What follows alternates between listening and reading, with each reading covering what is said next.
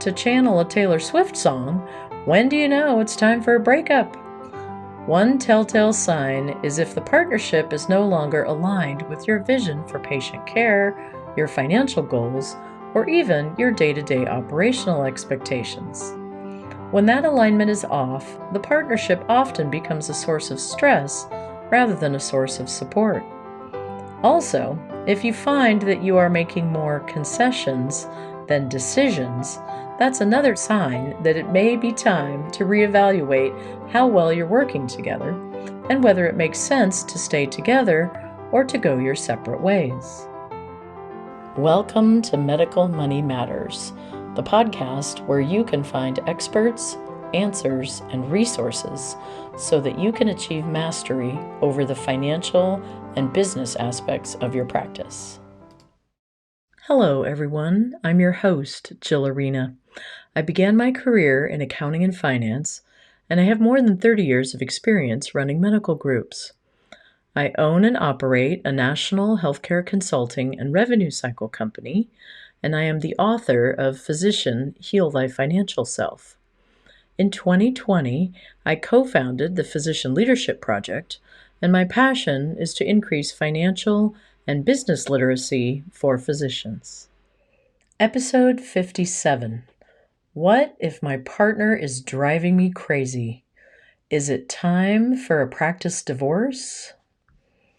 Welcome back to Medical Money Matters. We've got a heavy topic today, but one that's crucial for your well-being and the success of your practice. What to do when your practice partnership feels more like a sinking ship than a thriving enterprise. If you've been asking, what if my partner is driving me crazy? This episode is for you. This is a topic no one wants to talk about, but absolutely everyone needs to consider. And before we dive in, I should say, the objective of this episode is not to fuel animosity, but to guide physicians and clinic managers on how to gracefully exit a partnership if it's not working. We want to help you make educated decisions that are both emotionally and financially sound. We see many physicians toiling away year after year inside of poor relationships in their practice, but not making time to handle it. So, how do you know that your working relationship is not functioning? What's the easiest way to recognize a dysfunctional working relationship? It's not always as obvious as you might think. Sometimes the symptoms of a problematic relationship manifest as operational inefficiencies, financial disagreements, or even issues around patient care. You may notice chronic tension or perhaps an unwillingness to communicate openly. And while opposites attract, we've seen some business partnerships that are truly hindered because the partners never agree. We worked with one group years ago where the two owners were philosophically diametrically opposed on almost every facet of the operation. They both agreed on high-quality patient care, but after that, they differed on nearly every point. One had a high risk tolerance and would love to try out the latest and greatest diagnostic tool, regardless of the cost. The other was much more conservative and preferred to leave the money in the bank and wait until the new diagnostic tool had had a few more double-blind clinical trials before jumping in. These two physicians were attempting to run their practice together, but the meetings with their leadership team were fraught with arguments and tensions continued to mount. Staff did not get clear guidance and left meetings frustrated and unclear as to the direction. If this story sounds familiar, it is important to understand that communication, or the lack thereof, can be the starting point of many issues. The key here is to identify whether the problem can be resolved through leadership coaching, mediation, or even counseling. If the problem is resolvable, investing in a solution is beneficial for everyone and may leave the partnership even stronger than before you started. But if you find that the issue is intrinsic to your partnership and is affecting the practice's viability and your own well-being, then it may be time to consider a practice divorce. So, to channel a Taylor Swift song, when do you know it's time for a breakup? One telltale sign is if the partnership is no longer aligned with your vision for patient care, your financial goals, or even your day-to-day operational expectations. When that alignment is off, the partnership often becomes a source of stress rather than a source of support.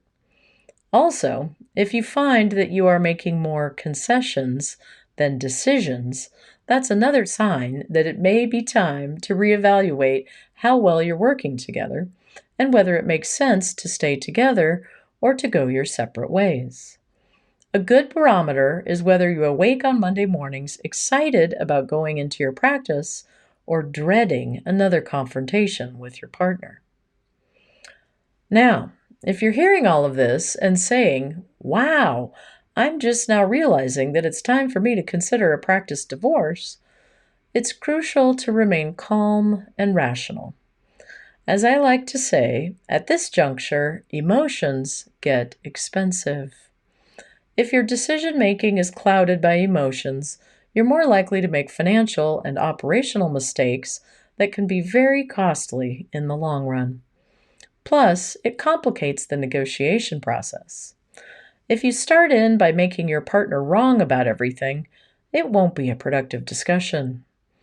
Highlighting differences and acknowledging them as such is a much more politic approach and likely to keep tempers from boiling over. By keeping a level head, you can also avoid the all too common mistake of rushing to lawyer up before you've tried to resolve things amicably.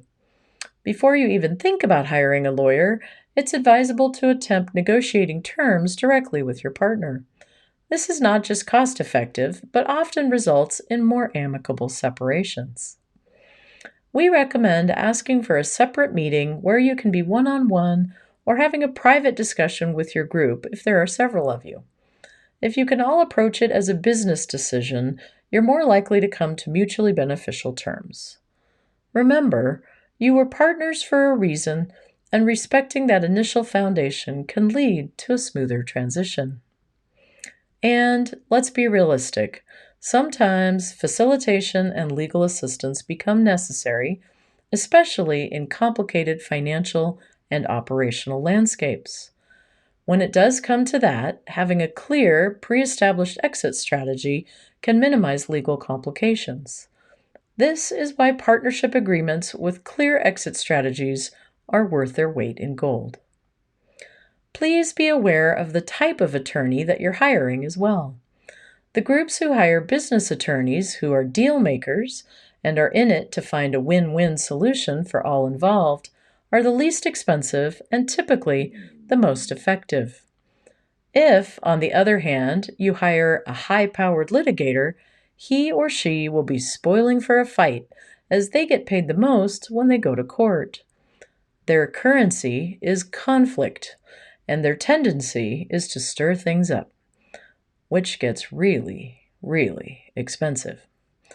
Decide now which kind of breakup you want and do your best to keep it on track. I hope this has been an enlightening discussion on what can be a very sensitive subject. The takeaway here is that partnerships, like any relationship, require work, but sometimes they just don't work out. And that's okay.